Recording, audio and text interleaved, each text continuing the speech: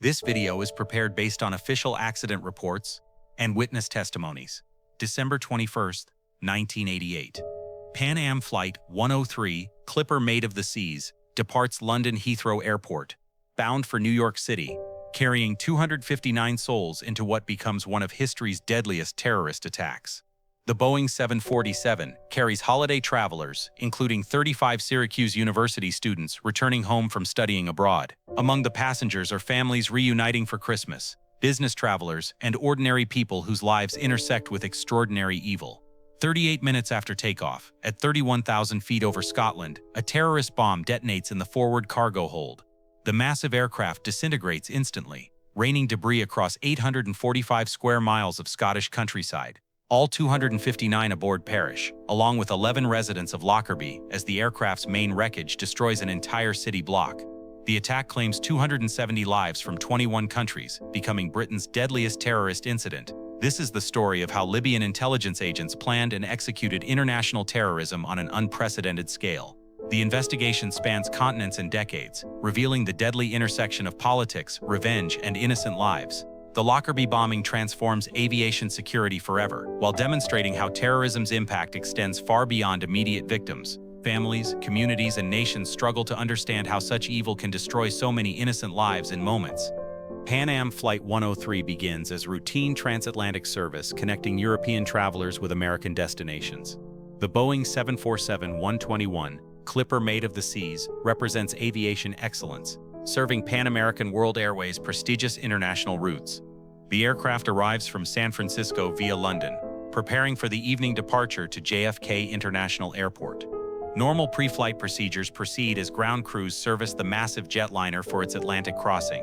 Passengers board carrying Christmas hopes and holiday plans. The Syracuse University students represent bright futures cut short, young Americans experiencing European culture before returning home for winter break. Their excitement about sharing adventures with families will never be fulfilled.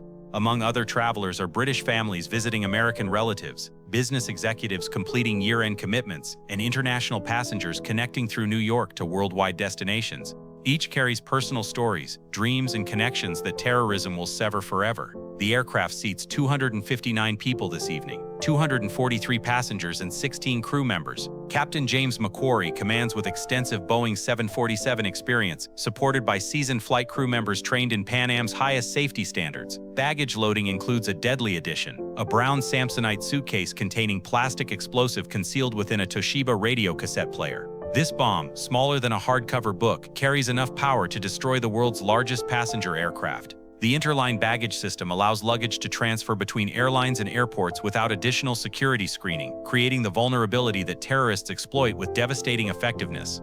At 18:25 GMT, Flight 103 departs runway 09 25 minutes behind schedule due to London Heathrow's evening traffic congestion. The delay proves insignificant to passengers, but affects the bomb's timing with fatal consequences.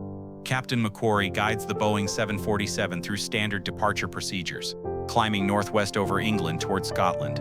Air traffic control clearances proceed routinely as the massive airliner gains altitude toward its assigned cruise level. Passengers settle in for the 7-hour transatlantic crossing. Flight attendants begin cabin service while travelers prepare for overnight flight comfort.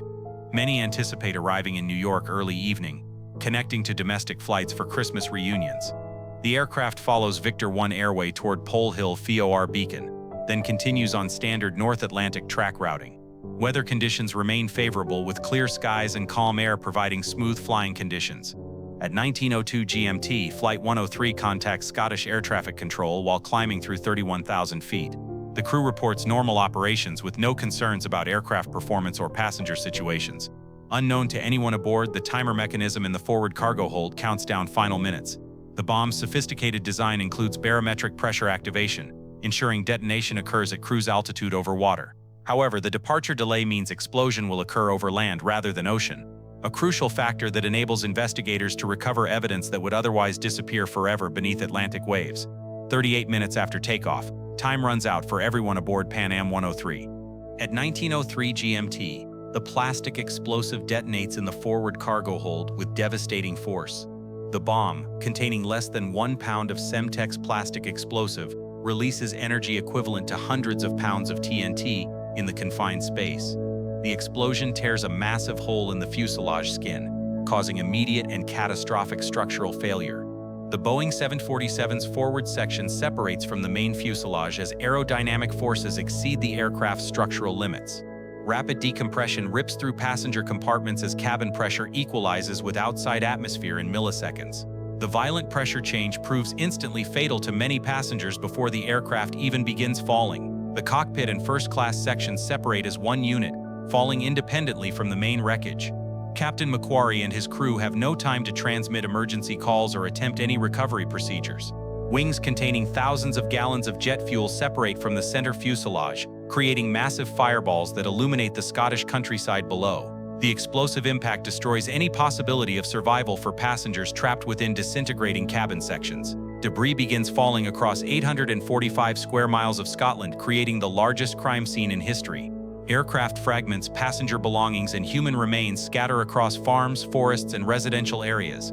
The main fuselage section containing most passengers falls toward the town of Lockerbie, carrying tremendous kinetic energy that will devastate the community below. Its trajectory aims directly at Sherwood Crescent, a quiet residential street. In moments, the world's largest passenger aircraft transforms from symbol of human achievement into weapon of mass destruction. Before continuing this tragic terrorism investigation, please subscribe to Through the Pilot's Eyes for detailed aviation analysis. Your support helps us research these critical security lessons. Now back to the devastating impact at Lockerbie. The main fuselage section strikes Sherwood Crescent at tremendous velocity, creating a massive crater and fireball that vaporizes everything in its path. The impact destroys multiple homes instantly, killing 11 residents who have no warning of approaching danger. Wings loaded with jet fuel create secondary explosions across the town, igniting fires that spread rapidly through residential areas. The peaceful Scottish community becomes a war zone as aviation fuel burns uncontrolled through streets and gardens. Emergency services respond immediately but face unprecedented disaster conditions. Police, fire brigades, and medical teams coordinate rescue efforts while searching for survivors among impossible destruction. The crater in Sherwood Crescent measures 47 feet deep and 160 feet long, testament to the tremendous force of impact. Nearby residents emerge from damaged homes in shock, struggling to comprehend the sudden transformation of their neighborhood. Debris continues falling for miles around Lockerbie as lighter aircraft components drift on winter winds. Passenger belongings, aircraft parts, and human remains scatter across the Scottish countryside, requiring massive recovery operations. Local residents demonstrate remarkable courage and compassion by immediately assisting with rescue efforts. Farmers, shopkeepers, and ordinary citizens join professional emergency responders in searching fields and forests for survivors and evidence. The town's gymnasium becomes a temporary morgue as recovery teams bring victims from scattered impact sites. The community's response exemplifies human dignity in facing incomprehensible tragedy. Within hours, investigators from multiple agencies converge on Lockerbie to begin history's largest criminal investigation. The FBI joins Scottish police in an unprecedented international cooperation effort spanning continents and years. The massive crime scene requires systematic evidence collection across hundreds of square miles. Every fragment must be cataloged, analyzed, and preserved for potential use in criminal prosecution of the perpetrators. Advanced technology assists the investigation as satellite imagery, thermal cameras, and specialized forensic equipment help locate aircraft components across the rugged Scottish terrain. Military personnel join civilian authorities in coordinating the massive effort. Air Accidents Investigation Branch experts begin reconstructing the Boeing 747 to understand the explosion sequence and origin. Thousands of fragments slowly reveal the bomb's location and characteristics through painstaking forensic analysis. Critical evidence emerges from unlikely sources.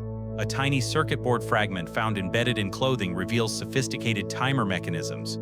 This electronic component becomes the key to identifying bomb makers and their suppliers. Investigators interview 15,000 people across multiple countries while examining 180,000 pieces of evidence. The investigation's scope exceeds any previous criminal inquiry as agents trace passenger movements, baggage handling, and airline security procedures. Intelligence agencies contribute classified resources as the investigation assumes international terrorism dimensions. The CIA, MI6, and other services share information about known terrorist groups and their operational capabilities. Gradually, the evidence points toward Libyan intelligence services and their use of sophisticated bombing techniques to destroy civilian aircraft. Forensic analysis reveals the explosive device hidden within a Toshiba radiocassette player. concealed inside clothing within the brown Samsonite suitcase. The bomb's sophisticated design indicates professional terrorist construction and planning. The plastic explosive identified as Semtex proves particularly deadly due to its stability and power. Manufactured in Czechoslovakia, this military-grade explosive reaches terrorist organizations through complex international supply networks. The timer mechanism represents advanced technology previously associated with Libyan intelligence operations. Investigators connect circuit board fragments to specific manufacturers who supplied timing devices exclusively to Libyan military forces.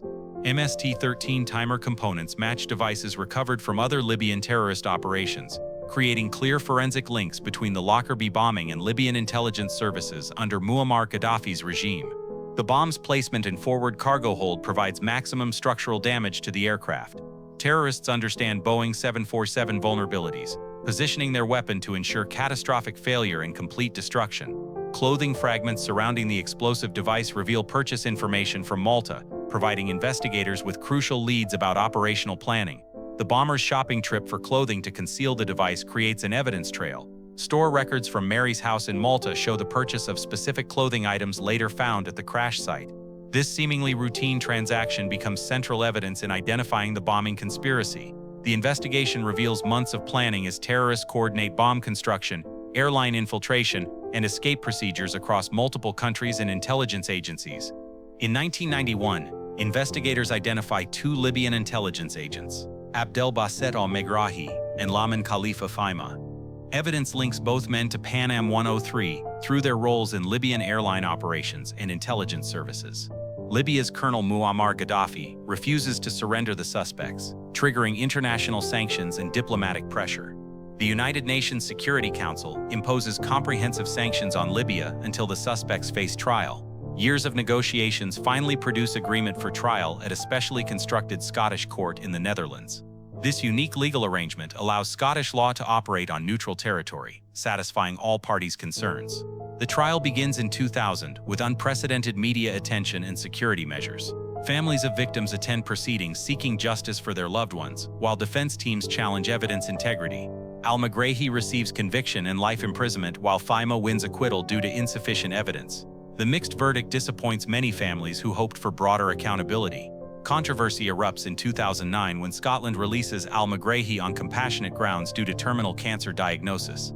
Libya welcomes him home as a hero, outraging victims' families and American officials. Meanwhile, investigations continue pursuing additional suspects, including bomb maker Abu Aguila Massoud, arrested in 2022 after Gaddafi's regime collapses during the Libyan civil war. The legal proceedings span decades as new evidence emerges and political situations change, demonstrating international terrorism's enduring complexity. The Lockerbie bombing triggers comprehensive aviation security reforms worldwide. Airlines, airports, and governments implement enhanced screening procedures for passengers, baggage, and cargo operations. X-ray technology advances significantly as security agencies develop better detection capabilities for concealed explosives. Baggage matching systems ensure checked luggage corresponds to boarded passengers, eliminating interline vulnerabilities. International cooperation improves through shared intelligence and standardized security protocols. Countries coordinate watch lists and suspicious activity reporting to prevent terrorist infiltration of aviation systems. The computer-assisted passenger pre-screening system profiles travelers using various risk factors, though civil liberties concerns limit its implementation. Security measures balance protection needs with passenger convenience and privacy rights. Airport security transforms with comprehensive screening procedures, restricted access controls, and enhanced staff background investigations. These changes affect all air travelers through longer processing times and stricter procedures. Pan Am's corporate legacy suffers irreversibly as the company never recovers from Lockerbie's financial and reputational damage. The airline ceases operations in 1991, ending an aviation era and eliminating thousands of jobs. Families of victims establish memorial foundations and advocacy groups promoting aviation security improvements. Their persistent efforts ensure lessons learned translate into meaningful safety enhancements. The bombing demonstrates terrorism's power to destroy not just immediate victims but entire communities, industries, and ways of life through single acts of violence. Thank you for following this important terrorism investigation with Through the Pilot's Eyes. Please subscribe for comprehensive analysis of aviation security challenges and the human cost of international terrorism. Syracuse University establishes permanent memorials honoring their 35 students lost aboard Pan Am 103.